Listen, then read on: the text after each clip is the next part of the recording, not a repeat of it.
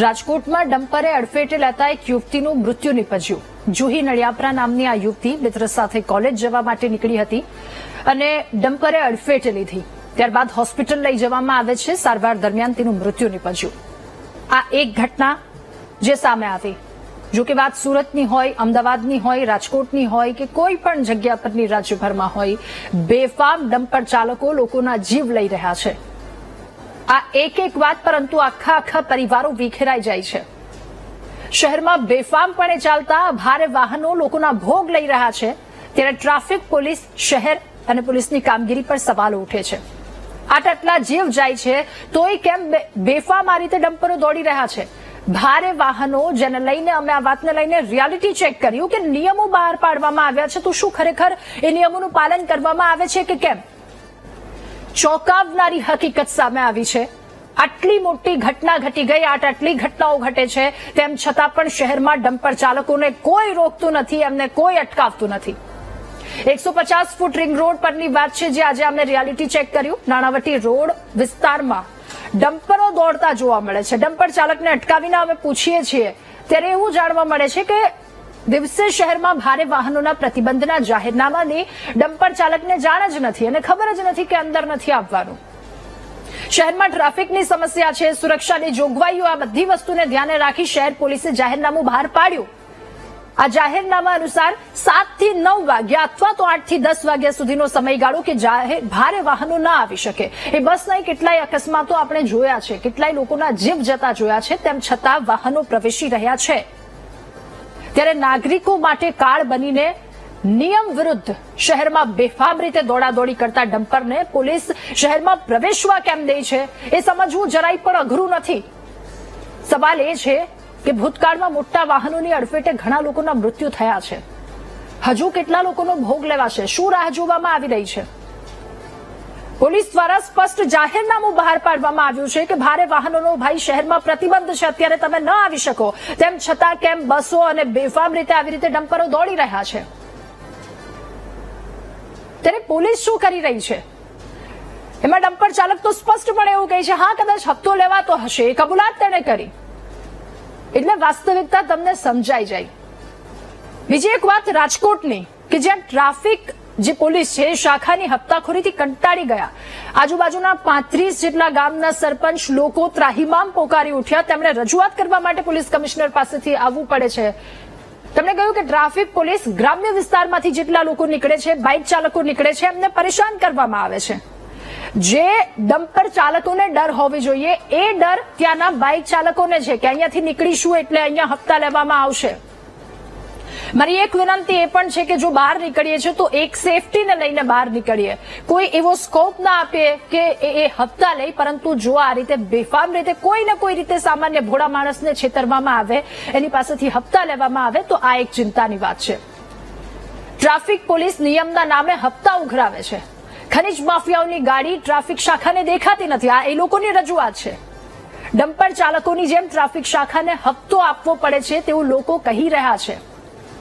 ત્યારે આ વાતને લઈને અનેક સવાલો થઈ રહ્યા છે કે આવા ઘણા બધા સવાલો શહેરમાં ડમ્પરોના ત્રાસની સામે ટ્રાફિક પોલીસ શું લાચાર છે? આ સવાલની સાથે કરીશું મહામંથનનો આ બીજો મુદ્દો.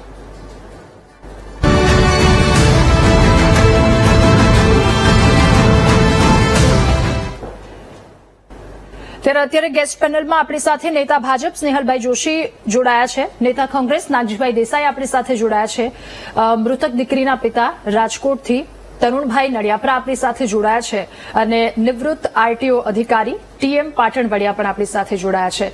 આપ સૌનું ખૂબ સ્વાગત છે મહામંથનમાં. તરુણભાઈ, બહુ જ મોટી ખોટ પરિવારમાં વર્તાઈ છે. એ ખોટ નહીં પૂરી શકીએ, પરંતુ જે બેફામ ટ્રક ચાલકો, ડમ્પર ચાલકો આવી રીતે દોડી રહ્યા છે એને અંકુશમાં લાવવાનો આ એક ચોક્કસ પ્રયત્ન છે. તરુણભાઈ, આપને પૂછવું છે, આપના દીકરી ઘરેથી કેટલા વાગ્યે નીકળ્યા હતા, એ શું ઘટના ઘટી હતી અને ત્યારબાદ એ ડમ્પર ચાલક પર અત્યાર સુધી કોઈ કાર્યવાહી કે કેમ? હેલો. જી તરુણભાઈ. હેલો, આવે છે અવાજ? જી તરુણભાઈ, આપનો અવાજ આવી રહ્યો છે, આપ જણાવશો. હા, હું 7:30 થી 7:45 વચ્ચે હું મારી બેબીને છોડવા શીતલ પાર્ક ચોકડી 150 રિંગ રોડ ને છોડવા ગયો. એ ને એની ફ્રેન્ડ બે કાયમનો નિત્ય એનો ક્રમ કે બે સાથે કોલેજે ત્યાંથી જાય અને રિટર્ન પાછી મારી બેબીને ઘરે મૂકવા આવે. બરોબર. પછી શીતલ પાર્ક ચોકડીથી બેઠી અને ત્યાંથી પછી હનુમાન મઢી પહોંચે છે અને ત્યાં ડમ્પર એને ઉલારી દે છે અને આવી ઘટના બને છે. એટલે અમારા માટે તો બહુ દુઃખદ ઘટના કહેવાય કે હું હજી એને મૂકીને ગયો 10 મિનિટ થઈને આવી ઘટના બની કે મારો કાળજાનો કટકો કહેવાય કે એટલી વારમાં છૂટી ગયો એમ. તરુણભાઈ કોઈ શબ્દ નથી, કારણ કે આ બહુ કે આવા મોટા પ્રતિબંધ હોવા છતાંય જો આવા વાહન બધા હાલે છે અને કોકના કાળજાના કટકા છૂટી જાય, જ્યારે આપણી ઉપર આવે ત્યારે આપણને ખબર પડે છે કે બહુ ગંભીર બાબત છે. આની ઉપર પ્રતિબંધ હોવો જોઈએ જેથી કરીને બીજા કોઈને આવું ન થાય.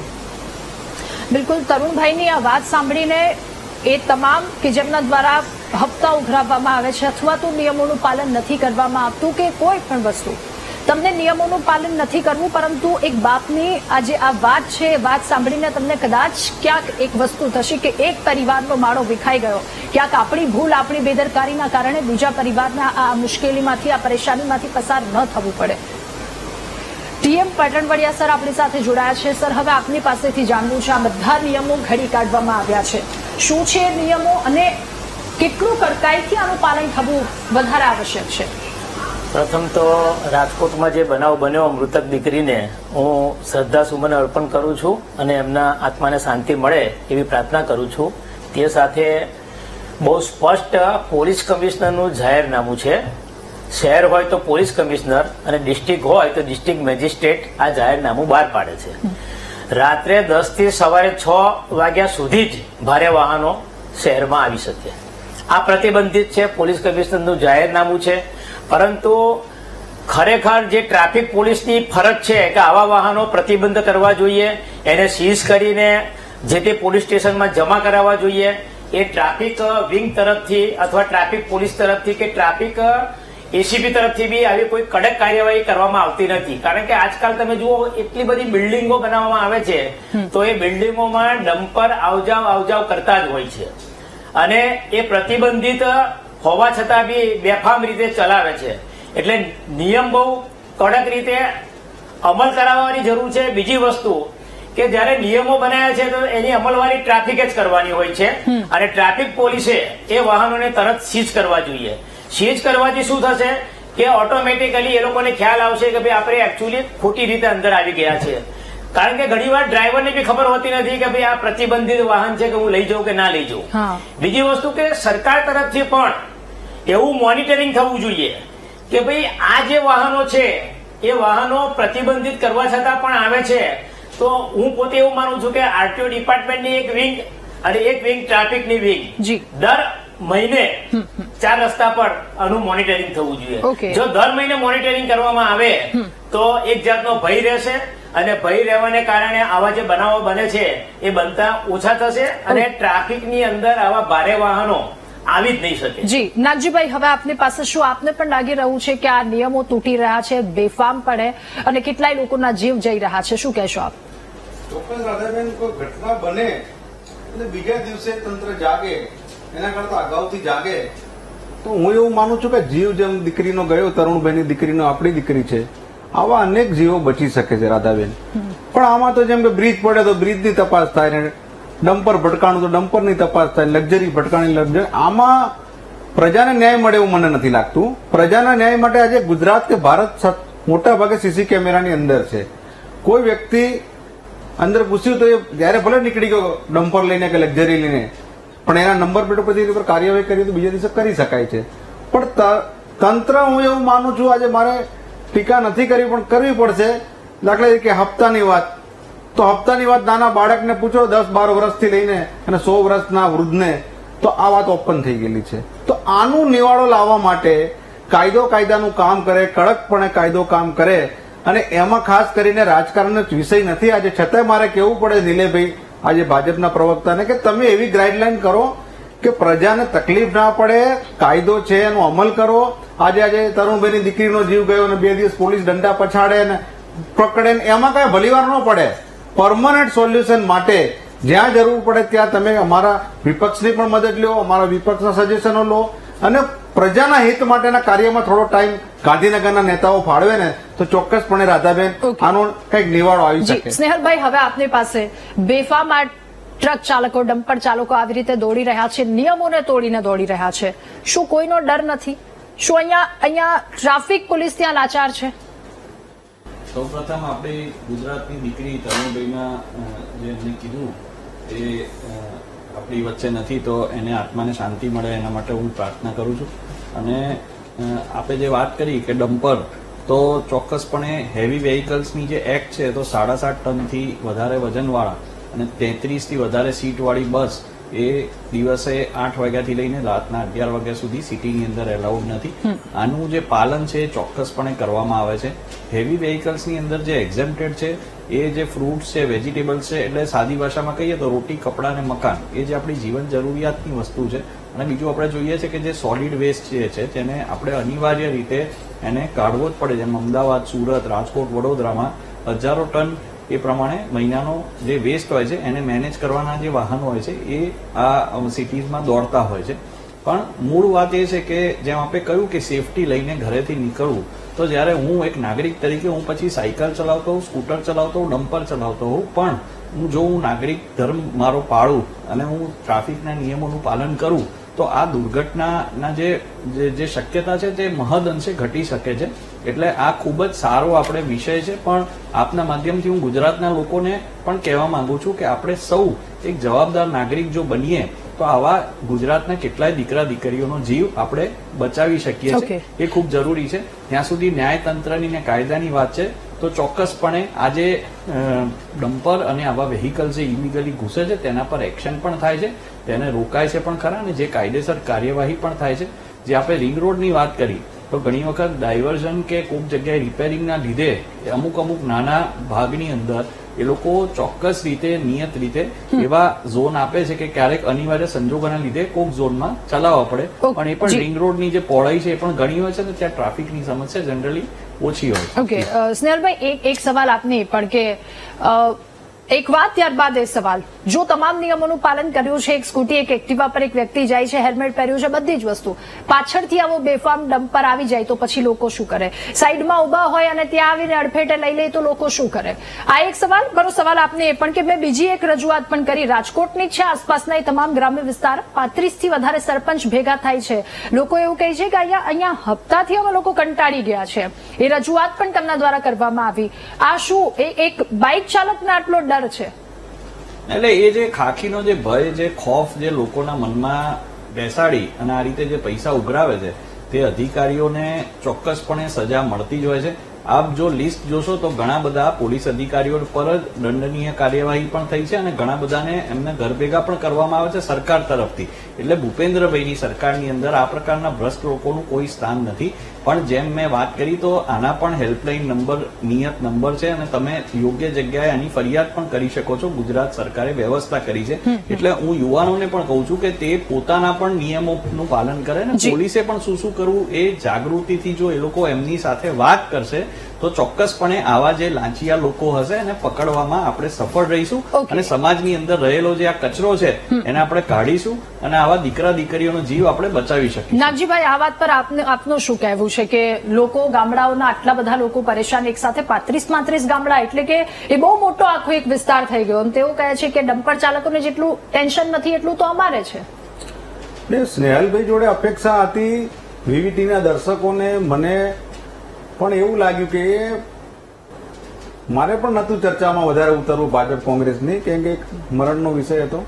પણ સ્નેહલભાઈની વાતમાંથી એવું જ લાગ્યું કે નાગરિકોએ હાચવવાનું, પણ એમની વાતમાં કઈ એવું નથી આવ્યું કે ભ્રષ્ટાચાર, બેફામ ગાડી ચાલતી હતી, દીકરી હેલ્મેટ પહેરી હતી, પાછળથી ભટકાવી, ડમ્પર વાળાનો વાંક છે, આવું કે મને દેખાયું નહીં સ્નેહલભાઈની વાતમાં. એમને એવું જ લાગ્યું કાયદાનું કામ કડક કરે છે.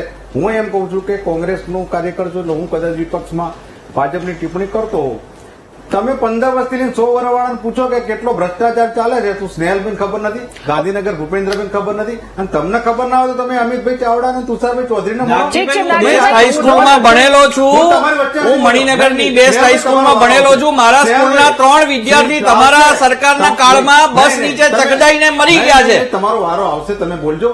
મેં પહેલા જ કીધું કે આપણે મળીને કોંગ્રેસ ને ભાજપ વિપક્ષના પક્ષ મળીને પ્રજાનું કેમ ભલું કરીએ, મેં પહેલા વર્ઝનમાં કીધું, સેકન્ડમાં પણ એ કહું છું, પણ તમારાથી સંતોષ નથી પબ્લિકને, એટલા માટે કહું છું કે આમાં તમે એમ કહો કે ભ્રષ્ટાચાર તો થાય છે, એમાં કાંઈ આ ખાતામાં થાય છે એવું નહીં, બ્રિજમાં થાય છે, રોડમાં થાય છે. હવે ભ્રષ્ટાચારની વાત ભાજપના લમણે લખાઈ ગઈ છે. નાગજીભાઈ ખૂબ ટૂંકમાં મારી please, ટૂંકમાં જ હા, મને સમયનો અભાવ. સ્નેહલભાઈ લઈ ગયા આ વાત ઉપર. મારી આખી વાત એવી હતી કે વિપક્ષની ભૂમિકા અમિતભાઈ ચાવડા હોય કે તુષારભાઈ ચૌધરી હોય, શક્તિસિંહ ગોહિલ હોય કે શૈલેષભાઈ હોય, અમારી વિપક્ષની ભૂમિકા પ્રજાલક્ષી જ હોય. Okay, અમારે સ્નેહલભાઈ. નેગેટિવ રાજકારણ નહીં, Okay. પણ ભાજપ વાળા એની તગડી જે ઊંચી રાખે જી, જી, જી, છે એ અમારા સ્નેહલભાઈ ભૂપેન્દ્રભાઈ જે પાર્ટીમાં એ જે પ્લીઝ પાર્ટીના તમારો આવશે. તમે મુખ્ય બે તમારા વ્યક્તિ પ્રજાના કામની વાત કરો સ્નેહલભાઈ. અત્યારે ભ્રષ્ટાચારના આરોપમાં જામીન હેઠળ બહાર છે એ વ્યક્તિ અહીંયા આવીને સુફિયાની વાતો કરે છે, એ કેટલા અંશે યોગ્ય છે એ ગુજરાતની જનતા જાણે છે. આ પહેલી વાત. બીજી વાત એ, મેં ક્યારે એવું નથી કીધું કે જે લાંચિયા લોકો છે એને સજા ના થવી જોઈએ. તંત્રની અંદર જે સડો છે એનું પ્રમાણ ઓછું છે, પણ તો પણ એ લોકોને પકડીને તંત્રએ સજા કરવાની ફરજ છે ને અમે લોકો કરીએ જ છે. ત્રીજી વાત, મેં એક નાગરિક તરીકે કીધું છે કે દરેક લોકો જો આપણે આપણા નાગરિક ધર્મનું પાલન કરી ટ્રાફિક રૂલ્સ ફોલો કરીએ તો સારી રીતે થાય. અને ભાઈ અત્યારે જે બેન વાત કરતા હતા ને, Okay, okay, તો મારા સ્નેહલભાઈ. નાનપણમાં મારા સ્કૂલના કાળમાં મેં મારા 3 મિત્રોની લાશ જોઈ છે. એ વખતે એમનું તંત્ર હતું. એટલે હું આ ગંદકીમાં નથી પડવા માંગતો, પણ એ મને ખેંચીને લઈ ગયા અને મારે મજબૂર થઈને વાત કરવી પડે છે કે એક બાળક તરીકે મેં એ લોકોને જતા જોયા છે એમના ઘરમાંથી ને એમના માતા પિતાનું રુદન. એટલે તમે એવી સુફિયાની વાતો ના કરો કે કોંગ્રેસના કાળમાં આમ હતું, કોંગ્રેસના કાળમાં આમ હતું. ભાઈ કોંગ્રેસે તો જે ભ્રષ્ટાચારના જે Okay, પીએચડી ની સમયનો સ્કૂલ ખૂબ સ્થાપી અભાવ છે, છે. અને તમારા 2 મુખ્ય વ્યક્તિ અત્યારે આ રીતે ફરે છે અને તમે ભ્રષ્ટાચારની અહીંયા વાર્તા કરો છો. ભાઈ આ બધી વાતો બંધ કરો, Okay, okay, આ બધી okay, વાતો બંધ કરો સ્નેહલભાઈ, મહેરબાની કરી. સ્નેહલભાઈ, તમને સાંભળે તો આપની પાસે VTV ના આવું છું. દર્શકો. TM સર, હવે આપની પાસે જે નિયમોનું પાલન થવું જોઈએ એ નિયમોનું પાલન અહીંયા કેટલું કડકાઈથી થવું જોઈએ અને લોકોમાં એક શું ડર હોવો જોઈએ આ તમામ લોકોમાં જે આવી રીતે લોકોનો ભોગ લઈ રહ્યા છે? સ્પષ્ટપણે કહું તો ખરેખર હું પોતે એવું માનું છું કે તમે અહીં ભાજપ કે કોંગ્રેસને ભૂલી જાઓ. તમે એક નાગરિક તરીકે જો રજૂઆત કરો ને તો સજેશન આપો કે એકચ્યુઅલી આને કંટ્રોલ કરવા માટે શું કરવું જોઈએ. એકબીજા સામે આક્ષેપ કરશો તો પ્રેક્ષકોને એમાં કઈ ખબર નહીં પડે. સજેશનમાં મારું સજેશન એવું છે કે એકચ્યુઅલી આરટીઓ ડિપાર્ટમેન્ટ અને ટ્રાફિક ડિપાર્ટમેન્ટે એક વિંગ બનાવવી જોઈએ અને ડ્રાઈવરોને ટ્રેનિંગ આપવાની જરૂર છે. તમામ ડ્રાઈવરોને ફરજિયાત ટ્રેનિંગ. હું પોતે એવું માનું છું કે ઘણી કંપનીની અંદર 50-50, 100 ડમ્પરોના વાહન માલિકો હોય છે. એક જ કંપની 100 ડમ્પરો રાખતી હોય છે. તો ગવર્મેન્ટે એવી કંપનીને કાગળ લખીને આ ડ્રાઈવરોને ટ્રેનિંગ આપવાની જરૂર છે કે ભાઈ જુઓ આ પરિપત્ર છે, જી. આ પ્રોહિબિટેડ ટાઈમ છે, આ ટાઈમમાં તમારે જવાનું નથી. આ વસ્તુ કરવાની જરૂર છે. બિલકુલ. એટલે એક આપણે તમામ આક્ષેપ વસ્તુ એમના પ્રત્યે સુધી આક્ષેપ કરવાનો કોઈ અર્થ જ નથી બિલકુલ, રહેતો. આપણે okay. સજેશન આપવા જોઈએ. Okay, તરુણભાઈ હવે આપની પાસે શું માંગ છે? હવે આપની શું કાર્યવાહી થવી જોઈએ?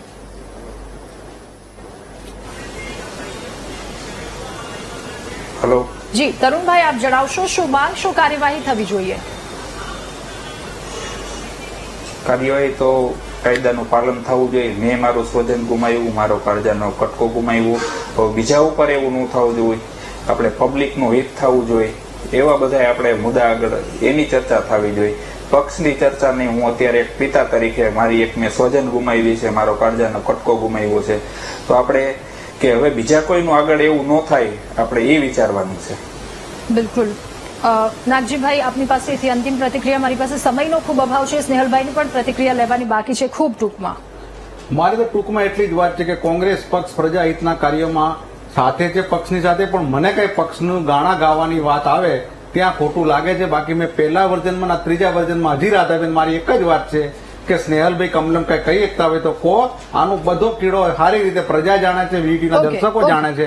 ક્યાં ખાટલે ખોડ છે આ બધું બંધ કરાવો. Okay, તમારી સરકાર જેટલે કહીએ છે સ્નેહલભાઈ. સ્નેહલભાઈ ટૂંકમાં. ગુજરાતની દીકરી જે આપણે ગુમાવી છે તેના માટે હું ફરીથી દુઃખ વ્યક્ત કરું છું અને એને શ્રદ્ધાંજલિ અર્પણ કરું છું. અને સાથે સાથે કાયદો અને જે ન્યાયપાલિકા છે તે સચોટ રીતે કામ કરશે એની હું એમના પરિવારને અને આપ સૌને આ વીટીવીના માધ્યમથી ખાતરી પણ આપું છું અને જી. સાથે એ પણ કહું છું કે ટ્રાફિક નિયમોનું પાલન જે છે તે આપણે સૌએ સાથે મળીને કરીએ અને પોલીસ તંત્ર અને સરકાર જી, જે છે તે કડકાઈથી કામ કરે છે અને આગળ પણ કરતી રહેશે. જી આપ સૌનો આભાર મહામંથનમાં અમારી સાથે જોડાવા બદલ, આ મુદ્દા પર ચર્ચા કરવા બદલ.